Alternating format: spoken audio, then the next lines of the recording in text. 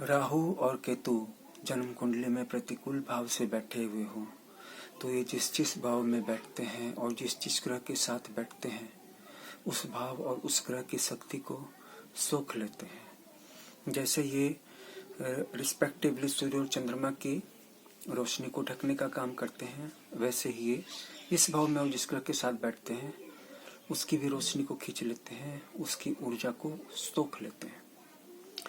इस सिचुएशन में यात्रा करना कारगर हो सकता है, क्योंकि अगर आप एक जगह पर बने रहेंगे तो ज्योतिष शास्त्र के अनुसार आप वैसे भी अपनी ऊर्जा को खोते रहेंगे। जो लोग एक जगह पे रुक जाते हैं, ज्यादा बैठ जाते हैं या ज्यादा इधर उधर नहीं घूमते, अपने घर में रहते हैं, बस घर के अंदर रहते हैं या घर से जरा सा बाहर निकलते हैं, बहुत जरूरी हुआ तो थोड़ा दुकान चले जाते हैं, बाजार चले जाते हैं, तो ऐसे लोगों की ऊर्जा वैसे भी कम होती रहती है। और खास करके जब राहु और केतु प्रतिकूल भाव में हूँ, लग्न इसके साथ हूँ, भाग्य इसके साथ हूँ, कर्म इसके साथ हूँ, पंचम इसके साथ हूँ, केंद्र में हूँ, लग्न पर दृष्टि डाल रहे हूँ, तो कुल मिलाकर के ये निस्तेज कर देते हैं, एनर्जी खींच लेते हैं। तो इस सिचुएशन में यात्रा करना लाभदायक हो सकता है। यात्रा करने से क्या होता है, आप राहु और केतु के चंगुल से छूट जाते हैं। राहु और केतु आपके ही आभा मंडल में सीट बना लेता है। एक तरह से कहा जाए तो आप अपने ही चंगुल से छूटने की बात कर रहे हैं, तो आप अपने कंफर्ट जोन से थोड़ा बाहर रहने का प्रयास करें।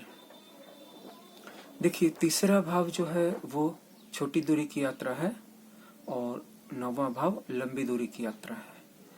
तो तीसरे और 9वें भाव में बैठे हुए ग्रह ये दर्शाते हैं, ये इंडिकेट करते हैं कि आप छोटी दूरी की यात्राएं करेंगे या लंबी दूरी की यात्राएं करेंगे, और ये यात्राएं सफल होंगी, निष्फल होंगी या मिश्रित फल देने वाली होंगी।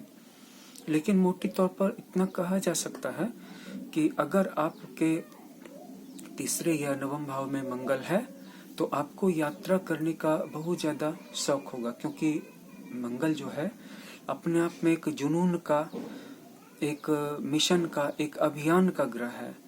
तो ये जुनून पैदा करता है किसी चीज को पूरा करने का और इसके लिए यात्रा करने का।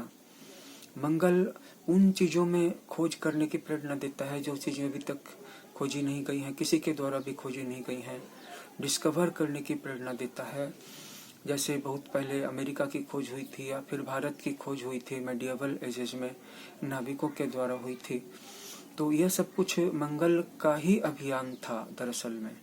तो किसी भी सिचुएशन में आप ले लें, मंगल जो है और तीसरा भाव और 9वां भाव ये यात्राओं का है, ग्रह हैं, भाव हैं।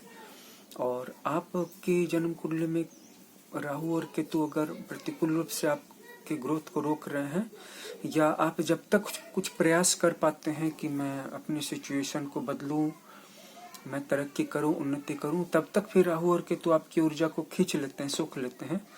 तो आप थोड़ी बहुत यात्रा करना शुरू कर दें। ये यात्राएं छोटी दूरी की हो सकती है, लंबी दूरी की हो सकती है, इससे आपको निश्चित फायदा होगा। और अपने मंगल को मजबूत करें, मंगल की स्थिति को एक बार देख लें कुंडली में। तो इस वीडियो में इतना ही, बहुत बहुत धन्यवाद।